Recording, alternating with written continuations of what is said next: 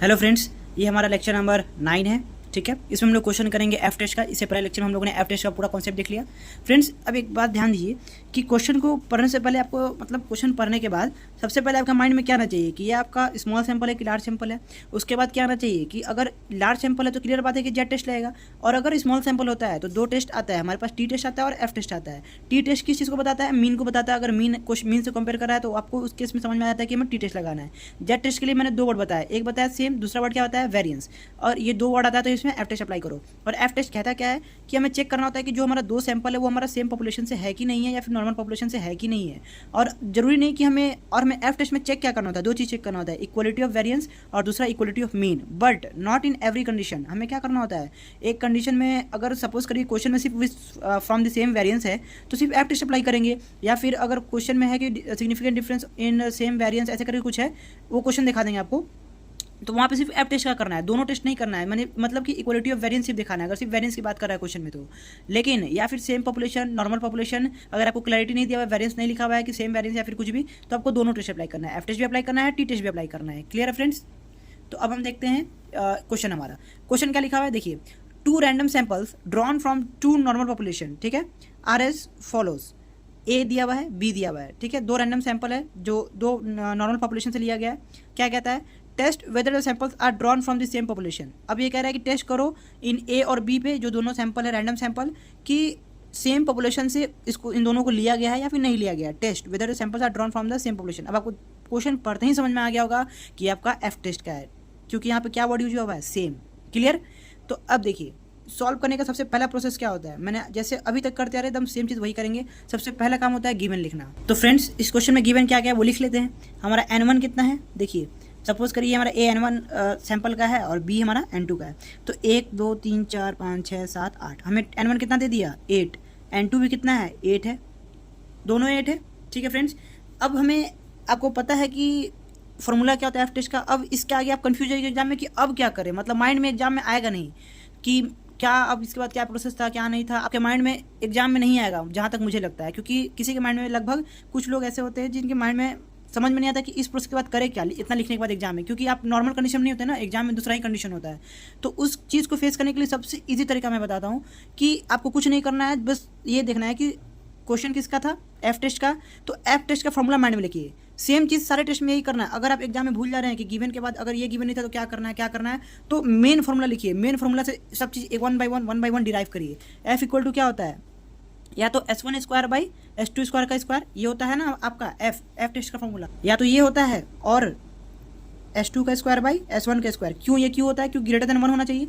इन दोनों में से ही तो कोई फॉर्मूला आएगा फ्रेंड्स। तो क्या आपको नेक्स्ट स्टेप पता चल गया कि हमें क्या पता होना चाहिए, यानी कि हमें पॉपुलेशन का S1 और S2 दोनों का पॉपुलेशन का स्टैंडर्ड डेविएशन पता करना है। अब आपके माइंड में ये आएगा कि S1 स्क्वायर निकालने का दो फॉर्मूला हमारे पास था, S1 स्क्वायर और S2 स्क्वायर, इन दोनों को निकालने का दो फॉर्मूला था। एक क्या था जिसमें स्मॉल S1 S2 गिवन था, सैंपल का क्या गिवन था? Standard deviation. क्या इसमें गिवन है सैंपल का स्टैंडर्ड डेविएशन? आपको समझ में आया ना कि इसमें तो गिवन ही नहीं है सैंपल का स्टैंडर्ड डेविएशन। इसका मतलब अब कौन सा फॉर्मूला आएगा? दूसरा वाला लगेगा। देखिए फ्रेंड्स, अब आपको समझ में आ जाएगा शायद। मैंने दो फॉर्मूला बताया था, एक वो बताया था कि जिसमें स्मॉल S1 S2 क्या था? गिवन था, मतलब सैंपल का स्टैंडर्ड डेविएशन गिवन था। तो ये वाला फॉर्मूला लगा के S1 निकाल रहे थे, ये वाला फॉर्मूला लगा के S2 निकाल दे रहे थे, और यहाँ पे ये चीज़ कंडीशन को सेटिस्फाई करा दे रहे थे, है ना। जो ग्रेटर देन 1 दे रहा था, मतलब दोनों में से जो बड़ा होगा न्यूमरेटर में रखे उसको बता देंगे ये एफ इक्वल टू इतना, और डिग्री ऑफ फ्रीडम आपको पता ही है। तो ये किस तो हमारा सेटिस्फाई कर नहीं रहा है इस क्वेश्चन में।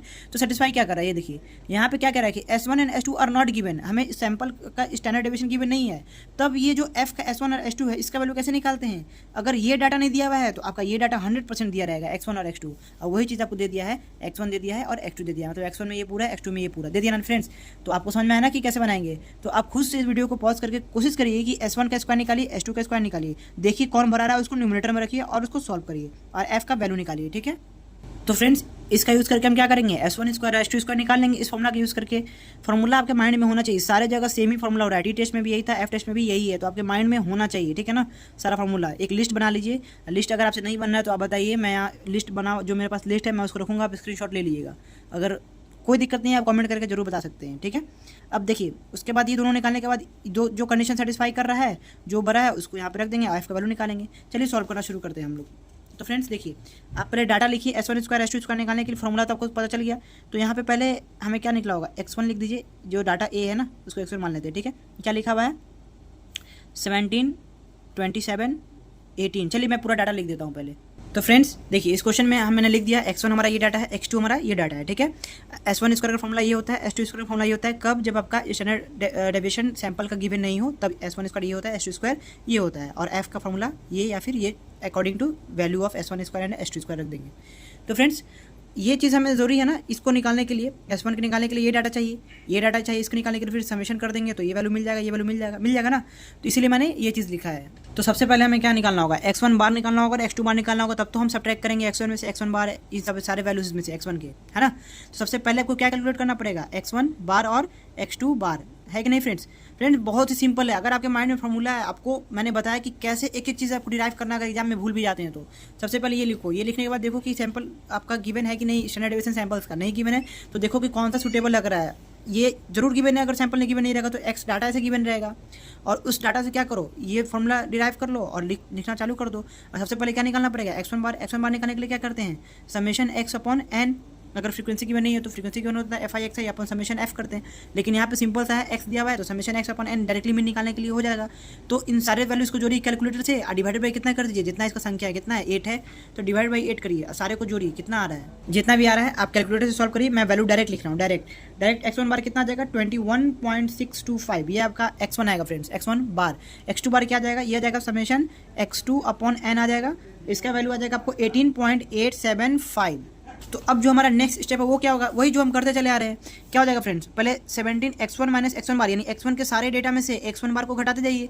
तो यहाँ पे क्या हो जाएगा 17 माइनस x1 बार कितना है आपका 21.625 का होल स्क्वायर कर दीजिए, इसको सब्ट्रैक्ट करके वापस अब क्या आ जाएगा 27 माइनस 21.625 का होल स्क्वायर कर दीजिए, ये वैल्यू मिल जाएगा। उसके बाद यहाँ पे क्या आ जाएगा 18 माइनस 21.625 का होल स्क्वायर कर दीजिए, ठीक है। सिमिलरली क्या करें फ्रेंड्स, सारे वैल्यूज को आप लिख लीजिए, उसके बाद क्या कर दीजिए, सबको इन सारे वैल्यूज जो आएंगे उसको जोड़ दीजिए। तो समेशन ऑफ क्या निकल जाएगा आपको x1 माइनस x1 बार का होल स्क्वायर निकल जाएगा, जो कि कितना आएगा जब आप सॉल्व करेंगे, ये आना चाहिए आपका आई थिंक 253.8748, ये आपका आएगा friends summation of x1 minus x1 बार का होल स्क्वायर बाई इसका आएगा, ठीक है। ये मैंने कैलकुलेटर से किया है, खुद से नहीं किया है। तो आपको भी अगर नहीं आ रहा है यूज़ करने, आप बताइए, मैं उसके लिए अलग से 2 मिनट का वीडियो बना के डाल दूंगा, मुझे कोई इशू नहीं है, ठीक है। अब देखिए x2 माइनस x2 बार, अब क्या है यहाँ पे 16 है, 16 माइनस x2 बार आप कितना फाइंड किए, इतना सेम कर दीजिए 18.875 का होल स्क्वायर। सिमिलरली ऐसे करके कहाँ तक चले जाइए, पूरा सबका वैल्यू निकाल लीजिए, माइनस करके इसका इससे इसका इससे इसका इसके माइनस कर लीजिए। तो यहाँ पे summation of x2 minus x2 बार का होल स्क्वायर, इसके वैल्यू कितना आ जाएगा जब सॉल्व करेंगे 532.8748, ये कैलकुलेटर से आपका एग्जैक्ट यही वैल्यू आएगा फ्रेंड्स, ठीक है। अब देखिए हमने ये डाटा फाइंड कर लिया, अब हमें क्या फाइंड करना होगा S1 स्क्वायर और S2 स्क्वायर। तो S1 स्क्वायर जब फाइंड करिएगा तो कितना आया आपका ये वैल्यू फ्रेंड्स। तो अब हमने ये जो वैल्यू कैलकुलेट किया कितना आया हमारा, समेशन x1 माइनस x1 बार कितना है 253 पर रख दीजिए value 253.8748 divided by n1 minus 1। तो ये ना कि अगर मान ली यहाँ तो डाटा सेम है तो सेम ही आएगा n1 माइनस 1 और n2 माइनस 1। अगर वैल्यू डिफरेंट रहता है तो हमें ध्यान से उसका निकालना है डिग्री ऑफ फ्रीडम, कितना हो जाएगा 8 है ना, तो 8 माइनस 1 कितना हो जाएगा 7। यहाँ से वैल्यू कैलकुलेट कर लीजिए, यहाँ पे सिमिलरली पुट कर दीजिए, कितना है 532.8748 ये वैल्यू आया है। इसका भी डिग्री ऑफ फ्रीडम कितना हो जाएगा 7 n2 माइनस 1, क्योंकि इसका भी डाटा कितना ही 8 ही है। तो ये 2 वैल्यू निकल गया।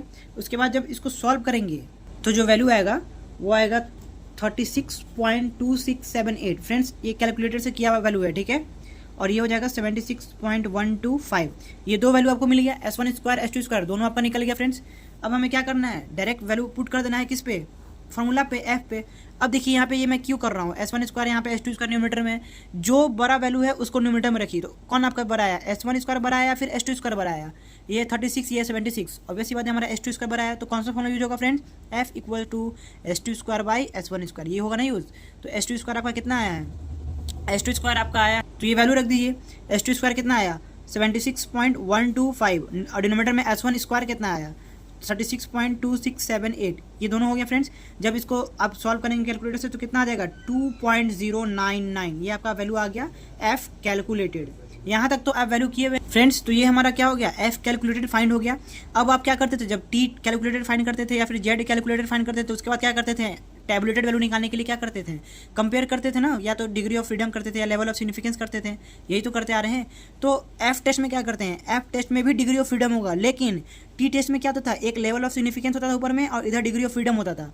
लेकिन यहाँ भी एफ टेस्ट में क्या होता है कि 2 सैंपल होता है ना, तो दोनों को डिग्री ऑफ फ्रीडम से कंपेयर करते हैं, यानी न्यूमरेटर में भी डिग्री ऑफ फ्रीडम देखते हैं और डिनोमिनेटर में भी डिग्री ऑफ फ्रीडम ही देखते हैं। फ्रेंड्स आप लोग इसका स्क्रीनशॉट ले लीजिए, ये आपका एफ डिस्ट्रीब्यूशन का चार्ट है जिससे आप डिग्री ऑफ फ्रीडम को कंपेयर करेंगे न्यूमरेटर और डिनोमिनेटर का। फ्रेंड्स देखिए यहाँ पे जो ऊपर में दिख रहा है आपको, ये डिग्री ऑफ फ्रीडम किसके लिए है, फॉर न्यूमरेटर के लिए है यहाँ पे, और इस साइड जो रहेगा डिग्री ऑफ फ्रीडम ये किसके लिए होता है, डिनोमिनेटर के लिए होता है। क्लियर है फ्रेंड्स, आई होप कि आप स्क्रीनशॉट ले लिए होंगे, पूरा ले लीजिए, ये स्क्रीनशॉट हो गया अगर आपके पास ये डाटा नहीं है तो फ्रेंड्स चलिए अब हम क्या करते हैं, अपना एफ टैबुलेटेड निकालते हैं। हमारा जो कैलकुलेटर तो हमने निकाल लिया सॉल्व करके, अब एफ टैबुलेटेड कैसे निकलता है, एफ टैबुलेटेड एफ टेस्ट का कैसे निकलता है, दोनों का degree of freedom of numerator, numerator में आपका कौन था, याद देखिए degree of freedom of numerator, यहाँ S1 भी हो सकता है S2 भी हो सकता है, तो S2 का डिग्री ऑफ फ्रीडम कितना है, 8 है, 8 - 1 7 है, यहाँ पे तो दोनों का 7 है ना, तो आपके लिए सही हो गया ये। यहाँ पे अगर अलग रहता तो हो सकता है आपको कन्फ्यूजन हो जाता, क्योंकि न्यूमरेटर में डिग्री ऑफ फ्रीडम उसी का रहेगा जो फॉर्मूला में ऊपर आ रहा है, ठीक है।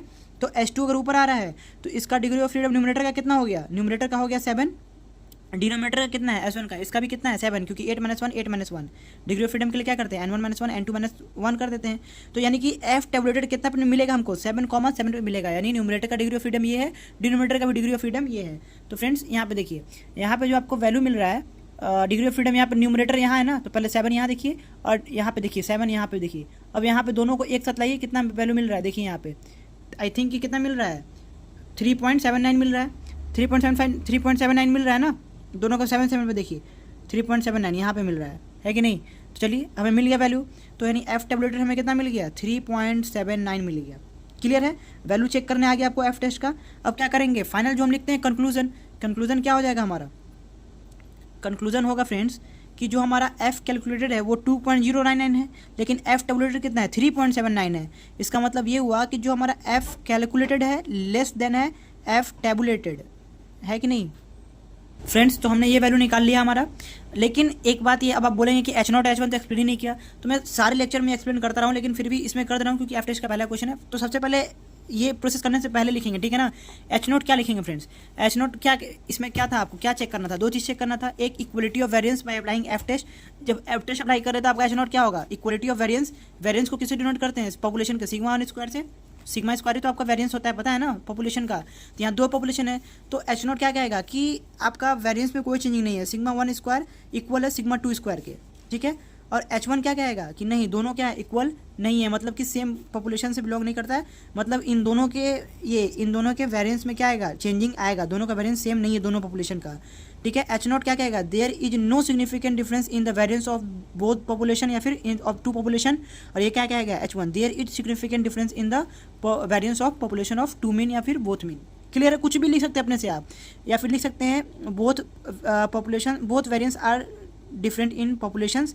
और इसमें क्या बोल सकते हैं कि आर, इसमें बोलेंगे आर नॉट डिफरेंट, मतलब दोनों सेम है, इसमें बोलेंगे आर डिफरेंट। तो कुछ भी आप अपने से लिख सकते हैं, बस कॉन्सेप्ट ये अपने माइंड में रखिए कि जब आप एफ टेस्ट अप्लाई कर रहे हैं और वेरिएंस का इक्वलिटी को दिखा रहे हैं तो सिग्मा 1 स्क्वायर को सिग्मा 2 स्क्वायर। और जब नेक्स्ट पार्ट क्या करते हैं, हमें इसमें एफ टेस्ट भी दिखाना होता है, टी टेस्ट भी दिखाना होता है। कब, जब क्वेश्चन सेम पॉपुलेशन से होता है, सेम पॉपुलेशन या फिर नॉर्मल पॉपुलेशन से होता है, तो हमें दोनों टेस्ट दिखाना है, एफ बी और टी बी। तो टी दिखाने के लिए क्या करेंगे हम, टी के किसके लिए यूज़ करते हैं, मीन के लिए। तो यहाँ पे क्या कहेंगे, हमारा जो μ1 है इक्वल टू μ2 होगा, कब, टी टेस्ट का H1 हो जाएगा, और H0 क्या हो जाएगा, ये हमारा H0 हो गया, और μ1 नॉट इक्वल टू μ2 क्या हो जाएगा हमारा, ये हो जाएगा H1 हो जाएगा, किसके लिए, टी टेस्ट के लिए। तो ये बार बार मैं लिखूंगा नहीं फ्रेंड्स, ये आपके माइंड में बैठ जाना चाहिए कि H0 क्या हो जाएगा, H1 क्या हो जाएगा। एफ टेस्ट में एकदम क्लियरली यही होगा, ठीक है, क्लियर। तो अब चलिए इसको लिखते हैं कि यहाँ पे जो एफ कैलकुलेटेड निकाल लिए, एफ टैबुलेटेड निकाल लिए, कितना आया आपका 3.79 आया और 2.099 आया। इसका मतलब एफ टैबुलेटेड ग्रेटर है, तो हेंस हमारा H0 क्या हो जाएगा, H0 इज एक्सेप्टेड। तो फ्रेंड्स अब बोलेंगे क्या ये क्वेश्चन पूरा हो गया, नहीं, ये क्वेश्चन अभी पूरा सॉल्व नहीं हुआ है। इस क्वेश्चन में अभी तो आपने सिर्फ इक्वलिटी ऑफ वेरिएंस दिखाया है, अभी आपको इक्वलिटी ऑफ क्या दिखाना होगा, मीन दिखाना होगा। क्यों दिखाना होगा, क्योंकि सेम पॉपुलेशन से बोला है। अगर फ्रेंड्स अब आप एक सवाल ये बोलेंगे कि अगर सेम पॉपुलेशन से क्वेश्चन आया है, अगर आपका इसी कंडीशन को सेटिस्फाई नहीं कर रहा है, एफ कैलकुलेटेड बड़ा हो जाता, तो क्या हम आगे प्रोसेस सॉल्व करते हैं? क्या आगे हम दिखाते हैं टी टेस्ट का भी पार्ट, इक्वलिटी ऑफ मीन दिखाते हैं? नहीं दिखाते, वहीं पे स्टॉप कर देते हैं, बोलते हैं कि H not is not accepted. जब एच नॉट यहीं पे एक्सेप्ट नहीं हो रहा है वेरिएंस में ही, तो हम मीन में जाएंगे नहीं, क्योंकि हमें दोनों कंडीशन सेटिस्फाई करना चाहिए। अगर सेम पॉपुलेशन से हो रहा है या नॉर्मल पॉपुलेशन से हो रहा है, दोनों टेस्ट अप्लाई करें तो दोनों एक्सेप्ट होना चाहिए। अगर कोई एक भी एक्सेप्ट नहीं होता है तो यानी वहीं रुक जाएंगे, वो हमारा नहीं होगा। इसलिए पहले हम एफ टेस्ट ही कैलकुलेट करते हैं। अगर एफ टेस्ट ही हमारा एक्सेप्ट नहीं होगा तो हम आगे सॉल्व ही नहीं करेंगे। ठीक है फ्रेंड्स, तो ये आपको समझ में आया कि एच नॉट कैसे एक्सेप्ट हुआ? आई थिंक समझ में आया हो। अब हमें क्या दिखाना होगा कि टी टेस्ट हमारा कैसे एक्सेप्ट हो रहा है, किसके लिए? मीन के लिए। तो फ्रेंड्स हम लोग क्या करते हैं, अब टी टेस्ट दिखाते हैं किसके लिए? इक्वालिटी ऑफ मीन के लिए। लिख देता हूँ क्या होता है, T test for equality of mean या फिर फॉर इक्वालिटी मीन।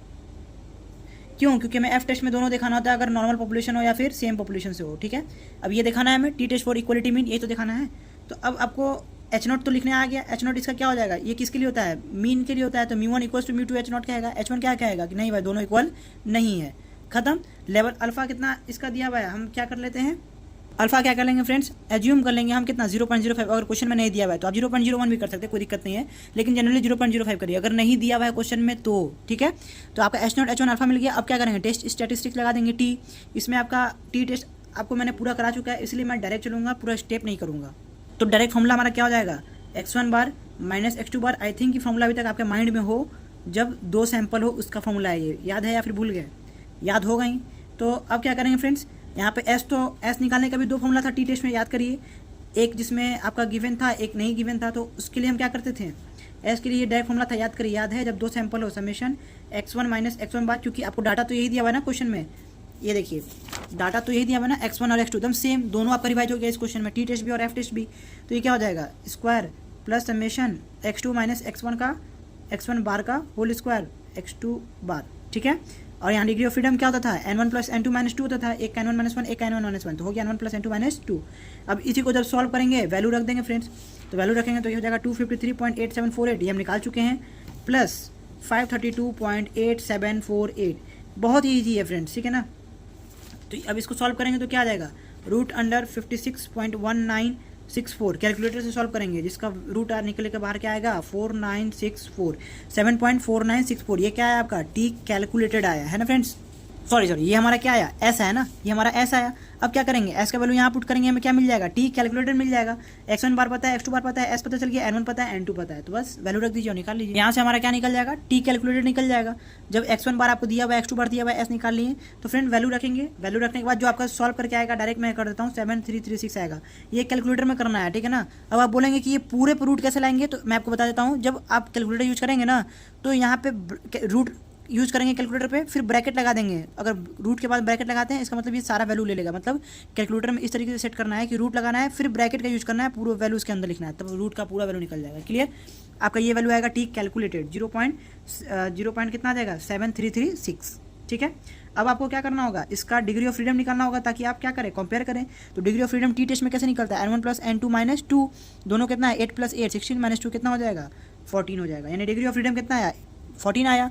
तो बस वही डाटा आप उठाइए टैबुलेटेड का। तो टी टैबुलेटेड क्या कहता है, जब कंपेयर करेगा, लेवल ऑफ सिग्निफिकेंस कितना लिए हैं आप 0.05 लिए हैं, और डिग्री ऑफ फ्रीडम कितना लिए 14 लिए हैं, यानी कि 0.05 पे और 14 पे, है ना फ्रेंड्स। तो जो टी टैबुलेटर है 2.15 है। कैसे देखना है ये भी मैंने आपको पिछले लेक्चर में बता दिया है। एक तरफ क्या रहेगा, लेवल ऑफ सिग्निफिकेंस न्यूमरेटर में, डिनोमिनेटर में रहता है डिग्री ऑफ फ्रीडम, मतलब इस साइड में, ठीक है, डिनोमिनेटर नहीं इस साइड में, ठीक है। तो अब ये क्या हो जाएगा हमारा, कंक्लूजन निकाल लीजिए आप। कंक्लूजन क्या आ रहा है आपका, टी टैबुलेटेड क्या आ रहा है, बड़ा आ रहा है। तो यानी कि आपका जो टी कैलकुलेटेड आया वो स्मॉलर आया किससे, टी टैबुलेटेड से, सॉरी बड़ा बोल दिया मैंने, टी टैबुलेटेड से, ठीक है। इसका मतलब क्या हुआ हमारा, एच नॉट इज़ एक्सेप्टेड, यानी कि मीन भी यहाँ इक्वल है, एच नॉट इज़ कैलकुलेटेड, यानी कि दोनों हमारा एक्सेप्ट हो गया, हमारा वेरिएंस भी एक्सेप्ट हो गया और मीन भी, इक्वलिटी ऑफ मीन भी एक्सेप्ट हो गया फ्रेंड्स। तो ये क्वेश्चन बहुत ही ईजी है, बहुत ही इंपॉर्टेंट है, और दोनों हमारा एक्सेप्ट हो गया फ्रेंड्स। देखिए ये भी एक्सेप्ट हो गया, एफ बी और टी बी।